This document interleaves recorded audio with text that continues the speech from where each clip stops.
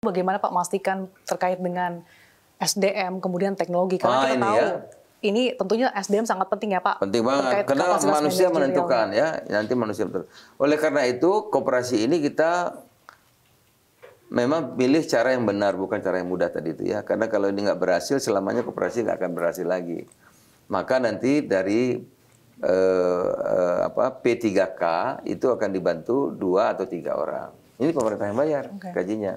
Jadi 2 orang dari P3K yang sudah dilihat kemampuannya nanti akan diperbantukan ke koperasi. 2 minimal, bisa 3. Itu atas arahan perintah Pak Presiden. Koperasi tidak menggaji lagi. Jadi koperasi tidak menggaji orang. Sudah ada gaji 3 orang dari pemerintah. Nah pengurusnya gimana? Pengurusnya nanti bagi untung kan, nggak ada gaji bulanan. Jadi secara kami sudah lihat betul ini mestinya nggak rugi lah gitu ya. Gaji enggak. Ya kan, sembakonya dari pusat gitu, ya kan, usahanya semua kita pilihkan yang menguntungkan, bunganya ringan, kalau bunga biasa mungkin 12, ini bunganya mudah-mudahan bisa 5 atau 6, gitu, 5 atau 6%. Jadi semua kemudahan tuh diberikan gitu. Oke, tapi bagaimana memastikan bahwa pengurus Kopdes ini bukan elit desa ataupun mungkin punya kepentingan Pak? Nah, jadi memang dibentuk oleh Musdesus ya. Kan koperasi ini nanti yang bentuknya Musdesus, masyarakat desa. Kepala desa itu sebagai pengawas, dewan pengawas, ketua dewan pengawas. Jadi dia bukan pengurus. Tapi kan kita ada 3 orang pemerintah. Ya. Jadi nggak bisa sewenang-wenang karena kita ada 3 dari P3K yang digaji oleh pemerintah yang akan memonitor, dan sistemnya dibuat oleh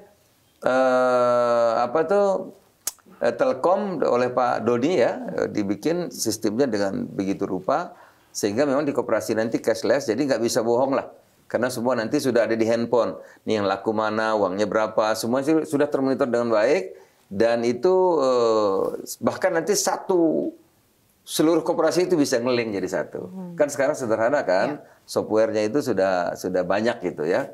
Dan apalagi koperasi ini kan juga produknya belum banyak.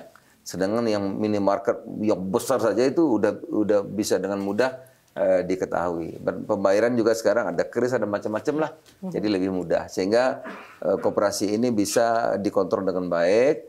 Dan jangan salah, kalau kepala desanya main-main, ya uangnya diambil, ya kan? Oh, dana desa diambil. Wah, kamu dana desa, kamu main-main habisin. Jelas-jelas ya, nggak kena hukum udah bagus kan? Dana desa yang diambil gitu. Kemudian Pak, bagaimana memastikan bahwa Koperasi Desa Merah Putih ketika berjalan betul-betul bisa memangkas rantai pasok distribusi yang cukup panjang. Kemudian bagaimana menjaga kestabilan harga pangan juga Pak? Itu makanya Kopdes itu dibikinlah Satgas, Sasa ya. Satgas Nasional itu saya ketuanya dengan beberapa kementerian banyak. Di provinsi itu ada Satgas dipimpin oleh gubernur dan seluruh aparaturnya. Di kabupatennya itu ada Satgas dipimpin bupati dan wali kota. Sampai kecamatan ada Satgasnya. Jadi kalau ada masalah bisa langsung lapor camatnya, bupatinya selama memang SK-nya baru setahun, tapi ini kita harapkan nanti bisa sampai 3 tahun. Sehingga dengan 3 tahun itu kita harapkan koperasi ini sudah bisa ibarat bayi yang baru pertama kan harus dibimbing dulu ya. Tapi setelah 3 tahun saya kira sudah bisa berlari lah. Jadi ada Satgas. Tapi Pak, untuk bisa memastikan bahwa memang nanti ketika sudah dibentuk ini bisa menjaga stabilitas harga pangan yang ada di desa-desa ini seperti apa? Harganya ya, kan sudah ada gas misalnya sudah ada harganya kan. Minyak goreng itu kan sudah ada harganya gitu. Terus kan itu juga selain memang harga sudah dipatok, juga ada supply and demand. Jadi kalau di desa itu barang kita ada, ini kan ada MBG ya. MBG itu nanti ngeling juga ke Kopdes ya, kan makan bergizi ini tiap desa ada gitu. Keperluan banyak seperti 1 bulan ini, waduh ini kebutuhan telur banyak sekali, ini ayam banyak sekali gitu. Nanti kalau Kopdes sudah jadi kerjasama dengan makan bergizi, tiap desa itu belanjanya dengan koperasi desa sehingga gejolak harga akan lebih terjaga. Karena kalau tidak kan nanti belanjanya di satu grosir, di situ semua harga bisa melonjak tinggi. Tapi kalau dengan kerjasama dengan Kopdes, seluruh potensi desa di situ bisa tumbuh, bisa berkembang, dan relatif harga juga bisa, karena nggak satu tempat kan, ya itu harga juga saya kira akan terjamin karena menyangkut supply and demand kan gitu Sasa. Oke, tadi sudah berbicara terkait dengan SDM teknologi, lalu bagaimana kesiapan infrastruktur Pak? Nah ini memang kan kita belum ada uangnya ya. Jadi sekarang itu kalau cari lahan baru itu sulit, tidak mudah. Maka dipergunakanlah, ada yang sekolah nggak kepake, itu diperbaiki. Ada apa namanya itu gedung kantor lurah yang nggak terpakai. Ada kantor desa nggak kepake. Pendek kata bisa memakai gedung pemerintah yang ada. Nah, paling kurang di desa itu ada balai desa. Itu juga bisa di-upgrade ya, bisa disempurnakan. Itu juga bisa menjadi apa namanya tempat koperasi. Yang penting memenuhi standar 20 kali 20 400 meter luasnya. Karena untuk nyimpan nanti kan ada mobilnya di situ, ada klinik ya. Ada klinik kalau belum ada pustu atau klinik yang dibentuk oleh Mendagri dan Menteri Kesehatan, maka kita yang akan bikin di situ. Kalau ada tinggal bergabung ya. Nah, nanti belum ada gudang pupuk ya, kemudian untuk nampung hasil gabah, Jadi memang harus ada tempat 20 kali 20 minimal gitu saja. Dan itu semua potensi yang ada itu bisa digunakan. Kalau itu nggak ada, barulah mengadakan yang baru lahan gitu.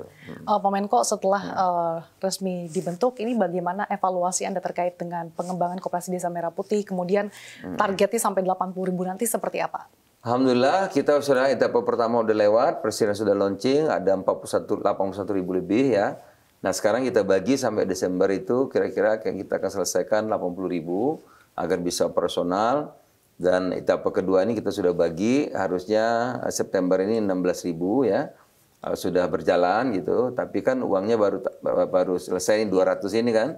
Nah, jadi mundur sedikit, mudah-mudahan sampai akhir Oktober kita bisa 16.000 sekian. Berarti November nanti bisa sampai 20.000, kira-kira 40.000 sampai Desember bisa kita kerjakan, insya Allah. Oke, apa sih Pak tantangannya dalam mengorkestrasi terkait dengan untuk mengoptimalkan Koperasi Desa Merah Putih? Satu aja, merubah mindset. Yang dulu biasanya bagi duit gitu ya, ini kan beda pemberdayaan kan. Ya, pemberdayaan itu ya kita harus mau belajar, kita mau kerja keras ya kan, kita mau susah-susah gitu kan. Nggak ada jalan pintas untuk maju kan, nggak ada. Harus mau ya namanya seperti teman-teman Tionghoa lah. Pertama warungnya buka dulu jam 4 pagi bangun ya kan. Lama-lama warung kecil jadi minimarket, lama-lama jadi supermarket, lama-lama jadi grosir, lama-lama punya pabrik kan gitu. Jadi kita melatih bagaimana mindset kita ini, artinya kalau kita mau maju itu tidak ada jalan pintas yang mudah, nggak ada. Jadi memang harus ada kemauan, mau kerja keras, mau belajar ya, mau apa namanya tuh ya ada cobaan, ada tantangan ya. Dengan begitu nanti dia akan naik derajat berkembang gitu. Jadi apa tantangan paling besar? Ya merubah mindset kita. Ya. Selain mindset Pak, mungkin di lapangan secara teknis apa saja Pak? Biasa saja. Untuk mengorkestrasi ini kan melibatkan ada Korpopdes semua, ada Mendagri semua ada. Jadi jalur pemerintahan yang ada kan dipakai semua. Untuk memastikan tidak ada tumpang tindih Pak? Nggak ada. Nggak ada masalah Pak? Nggak ada masalah. Masalah utamanya di mindset tadi ya Pak? Iya. Bahwa sekarang itu, ini usaha kita loh gitu. Ini kita ingin agar desamu berdaya, desamu ekonominya tumbuh, potensi desa berkembang dengan pesat, kita memotong rantai pasok, menghabisi tengkulak-tengkulak, ya memang harus bekerja keras. Harus kerja keras, kerja bareng-bareng, ya, sungguh-sungguh mau belajar, mau merubah apa namanya mindset kita, itu yang paling penting. Baru dibentuk beberapa bulan, apa nih Pak yang kira-kira anaknya luar biasa, animo masyarakat luar biasa ya. Memang kemarin sempat lambat karena peraturannya lama. Sehingga uang dari Himbara itu nggak turun-turun sudah hampir 4 bulan. Gitu.